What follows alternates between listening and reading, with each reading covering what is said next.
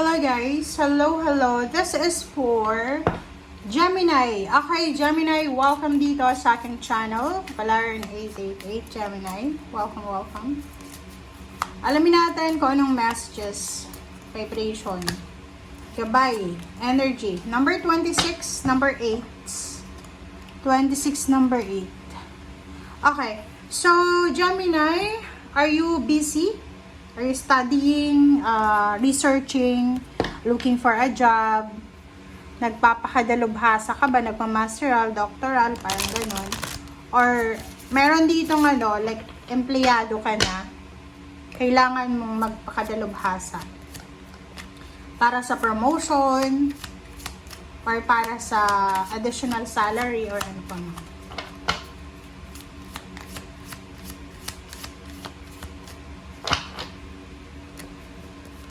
Okay, believing in magic. Wow. Believing in magic. Okay, so Gemini, sinasabi ng bara sa'yo na true magic is abounding in my life. So that's maybe your affirmation.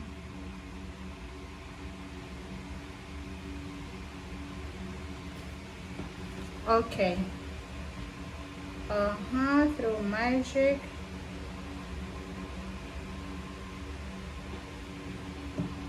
Okay, so, believing in magic, sinasabi ng Baraser dito na this is magician, para siyang magician. Sinasabi ng Baraser na walang imposible, okay?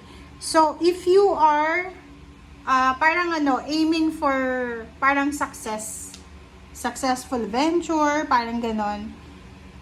Ito yung isang Gemini na nakikita natin na sobrang dedicated siya sa kanyang plano. It's either future plans or it's either kung ano man siya.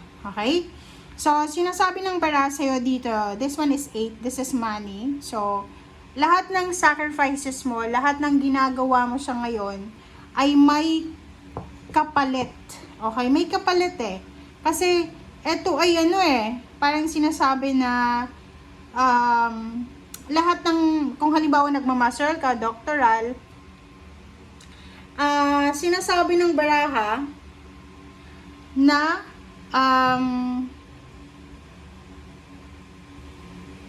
makukuha mo kung ano yung minamanifest mo.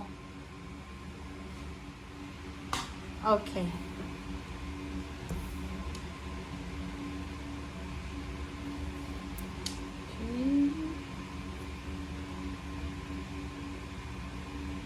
Okay, so it's number 8. It's about money to. So, everything happens for a reason. And, lahat possible eh. Parang sinasabi siya ng barahan na lahat ay posible. Walang masasayang dyan sa efforts mo eh. Okay?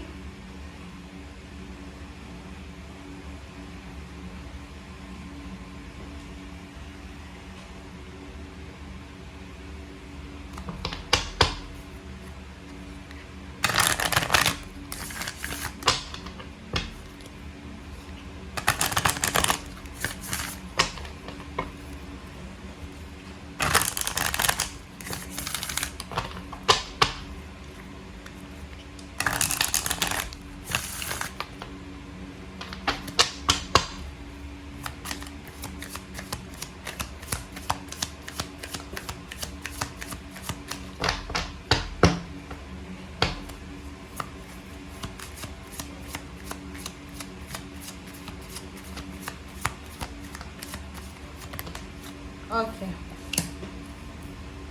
Diba? So, kakasabi ko sa'yo, Gemini, na lahat ng sacrifices mo, okay, lahat ng sakripisyo mo, ay may posibleng kapalit yan. So, hindi ka dapat na ganon, hindi ka dapat na na-stress, nag-iisip ng kung ano-anong negative, na baka iniisip mo na yung sacrifices mo ay hindi magbunga. Kasi ito, sinasabi ng barahan na iwasan natin yung sobrang pag-iisip ng negative. Lalo na sa mga ginagawa natin. Kasi minsan, di ba, yung iba, especially breadwinner, o yung iba na sobra yung pagiging masipag. Parang minsan, nare-realize nyo na baka walang patutunguhan ito. Okay? Walang patutunguhan yung kung ano man yan.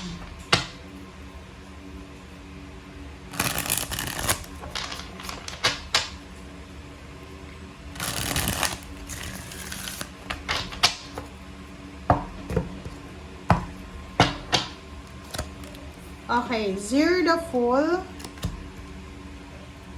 7 of Cups,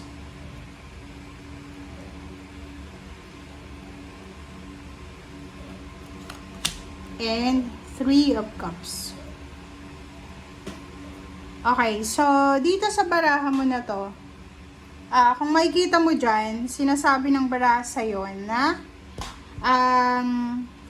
bibigyan ka ng pagkakataon. Kumbaga, itong mga ginagawa mo siya ngayon, itong lahat ng sacrifices na to, lahat ng yan na ginagawa mo siya ngayon, ay magdadala yan sa'yo ng new beginnings, magdadala yan sa'yo ng success. Kumbaga, halimbawa kung ilang beses kang nag-failed, hindi ibig sabihin no, na talagang failure ka na, no? Kasi nandito yung 0 the Fool, sinasabi dito na, everyday is a blessing, everyday pwede kang makapagsimula, everyday pwede kang makagawa ng pagbabago. So, sinasabi ng baraha sa'yo dito na yun lang, okay?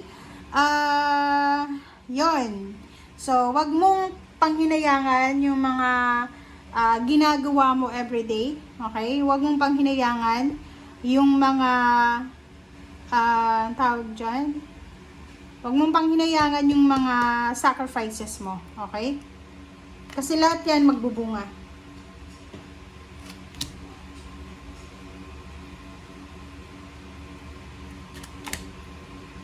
Okay, sa ilalim niya, oh, 'di ba? Ang nakikita ko sir dito, meron dito na pagod na, 'di ba? Isang Gemini ang sobrang pagod na eh, 'di ba? Pagod na siya, medyo heartbroken na siya. So, parang feeling niya, siguro ano to, medyo nawala na yung trust issues mo siguro, okay? Baka iniisip mo na wala na yung kung ano man ang hinihintay mo. And dito sa baraha mo, sinasabi no. Okay?